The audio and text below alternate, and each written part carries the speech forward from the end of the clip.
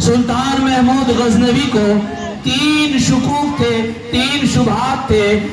پہلا شک یہ تھا کہ العلماء ورثۃ الانبیاء، یہ جو حدیث ہے کہ نبی انبیاء کے وارث ہے، علماء انبیاء کے وارث ہے، یہ حدیث صحیح ہے کہ نہیں ہے؟ ہم کیوں نہیں ہیں نبی کے وارث ہے؟ یہی عالم، یہی حافظ نبیوں کے وارث کیوں ہیں؟ ہم دنیا کو پتہ کرنے والے نبیوں کے وارث کیوں نہیں ہیں؟ یہ ٹوپی اور یہ چٹائیوں پر بیٹھنے والے اور یہ تپائیوں پر بیٹھنے والے، یہ دھول اور خاک چھاننے والے، یہ مدرسوں میں گرمی تپش میں رہ کر کے پڑھنے والے کیوں انبیاء کے وارث ہے؟ سلطان کو یہ اشکال تھا۔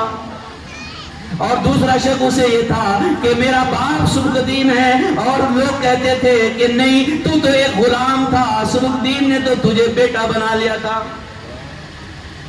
اور تیسرا اسے شک یہ تھا کہ میری زندگی میں مجھے یہ پتا چل جائے، جب میں نے اللہ کی زمین پر توحید کا پرچم لہرا دیا، میں نے بڑے بڑے بتوں کو توڑ دیا، میں نے بڑے بڑے گھمنڈیوں کا غرور خاک میں ملا دیا، میں نے بڑے بڑے علاقوں کو فتح کر لیا، تو مجھے اب یہ بھی پتا چل جائے کہ میری بخشش ہوگی کہ نہیں اللہ کے یہاں۔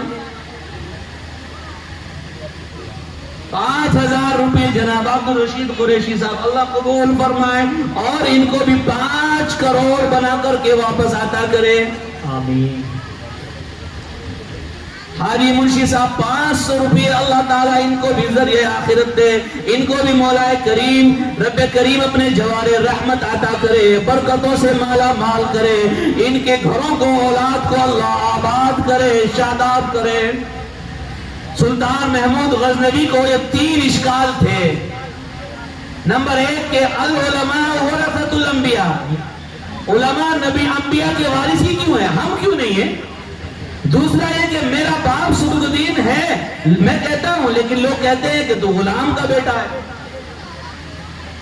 تیسرا شک یہ تھا کہ میری بخشش ہوگی کہ نہیں، یہ معاملہ مجھے دنیا ہی میں پتا چل جائے۔ ایک رات کیا ہوا، سلطان محمود غزنوی رات میں گشت کرنے کے لیے نکلے، اور رات میں اپنے سپاہیوں کے ساتھ نکلے، چراغ ساتھ تھے، مشعلیں ساتھ تھی۔ دیکھا ایک کباب کی دکان پر ایک طالب علم اپنی کتاب لے کر کے دروازے سے جو روشنی آ رہی اس کی روشنی میں سبق پڑھ رہا ہے۔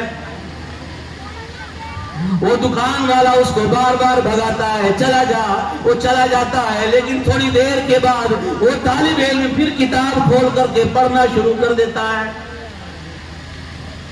سلطان کو یہ دیکھ کر کے بڑا تعجب ہوا کہ یہ آج بچہ پڑھنے کے لیے روشنی تلاش کر رہا ہے، اس کی غربت کا عالم کیا ہے کہ اس کے پاس پڑھنے والا دل تو ہے، پڑھنے کے لیے کتاب تو ہے، لیکن اس کے پاس پڑھنے کے لیے روشنی کا انتظام نہیں ہے۔ سلطان محمود غزنوی کی آنکھوں میں آنسو آ گئے۔ وہ بادشاہ دنیا پتہ کرنے والا فوراً وزیر کو کہا کہ جاؤ اس کو ایک مشعل دے کر کے آؤ، اس کو ایک چراغ دے کر کے آؤ۔ وزیر فوراً گیا اور اس طالب علم کے پاس جا کر کے اس مشعل کو پیش کر دیا کہ سلطان نے ایک مشعل آپ کو ہدیہ میں دی ہے۔ وہ طالب علم خوشی خوشی لے کر کے اس مشعل کو چلا گیا، اور جا کر اپنے کمرے میں اپنے گھر میں اس چراغ میں بیٹھ کر کتاب پڑھنے لگا۔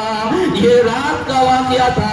سلطان اپنے گھر آ کر کے جو سویا، سوتے ہی بستر پر جیسے ہی خواب خرگوش میں پہنچا، آقا مدنی محمد مصطفیٰ صلی اللہ علیہ وسلم خواب میں آ گئے۔ آقا مدنی نے خواب میں آ کر کے کہا، اے سلطان محمود، تو نے آج نبی کے وارث کی جو تو نے آج چراغ دے کر کے مدد کی ہے، اے سبکدین کے بیٹے، تو نے جو نبی کے وارث کی چراغ دے کر مشعل دے کر کے آج ایک مدد کی ہے، تو نے جو طالب علم کے ساتھ ایک سلوک کیا ہے، مدرسے میں پڑھنے والے کے ساتھ تو نے جو رحم کا معاملہ کیا ہے، اے سبکدین کے بیٹے، اے سبکدین کے بیٹے، نبی کے وارث کے ساتھ جو تو نے رحم کا معاملہ کیا ہے، اجا اللہ نے اس ایک معاملے پر تیری ساری زندگی کی غلطیوں کو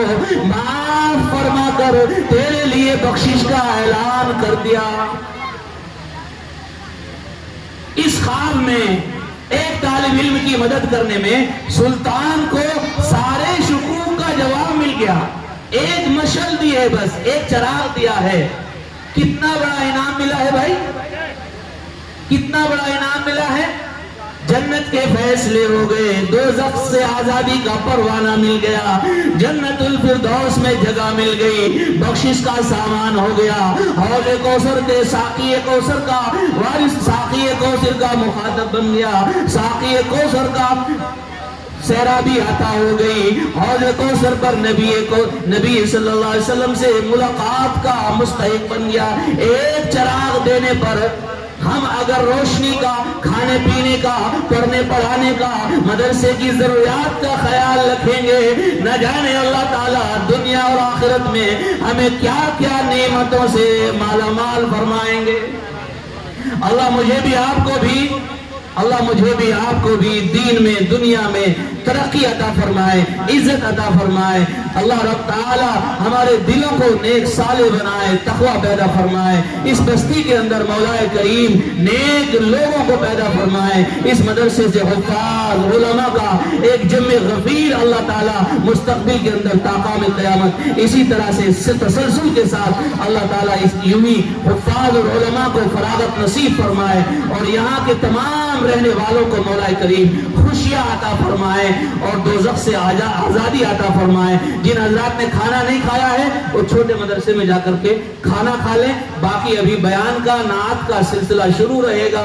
میری آپ حضرات سے گزارش ہے جو غلطی ہو گئی ہے معاف کرنا، اور جو باتیں میں نے کہی ہے اگر کسی کی سمجھ میں آئے تو بھائی عمل ضرور کرنا. اللہ مجھے اور آپ کو کہنے سننے سے زیادہ عمل کرنے کی توفیق عطا فرمائے. واخر دعوانا الحمدللہ رب العالمین.